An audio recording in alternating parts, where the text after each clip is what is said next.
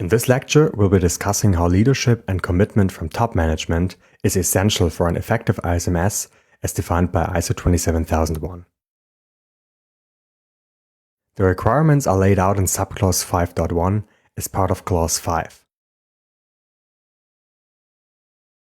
In the next couple of minutes, we're going to have a look at the subclause and learn what the requirements are, what these requirements imply, and how to implement the required activities.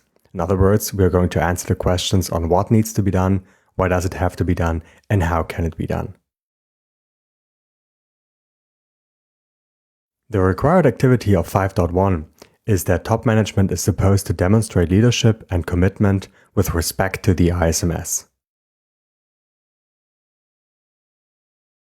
Top management is defined as a person or group of people who directs and controls the organization of the ISMS at the highest level, which means they have overall responsibility for the system.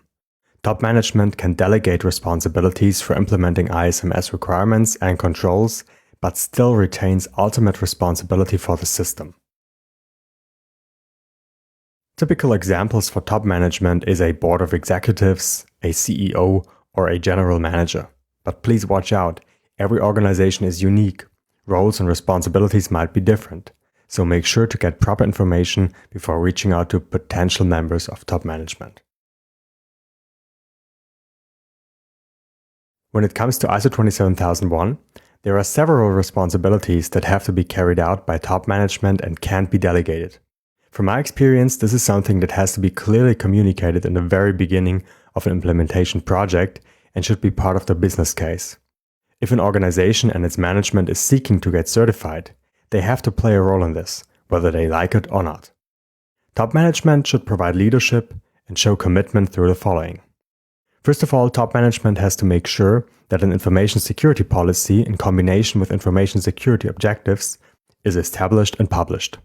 All of this is supposed to be aligned with the strategic direction of the organization.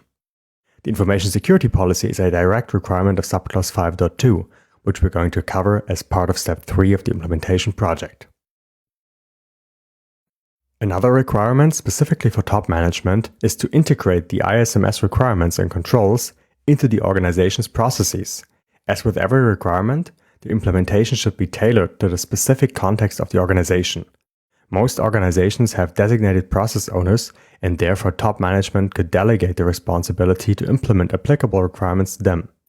Top management support is also crucial to overcome resistance to changes in processes and controls within an organization. Most of the time, people are not very open towards change in the first place, so from time to time they require a little push. Next up, we have resources. Top management should ensure the availability of resources that are needed for establishing and running an effective ISMS. The typical resources needed include financial resources, personnel, facilities, and technical infrastructure. This should not be a big surprise. Because of the nature how organizations function, top management is needed to approve the use and the provisioning of the adequate amount of resources. Communication is a key factor for a successful ISMS. Because of that, top management should communicate the need for information security management to all members of the organization, including a directive to conform to ISMS requirements. The intended outcome of an ISMS is to ensure the information security of its information assets.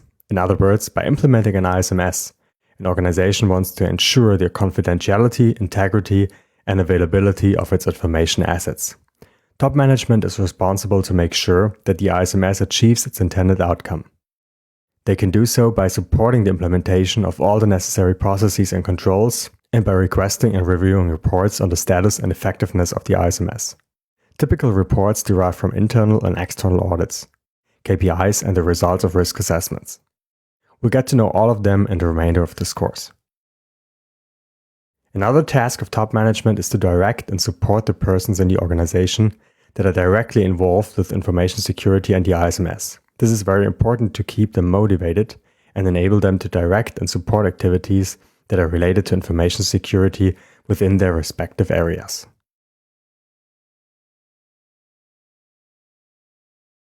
And last but not least, top management should facilitate and support continual improvement of the ISMS by everything what they do. You should now be aware of the requirements of subclause 5.1 that specifically address the role of top management.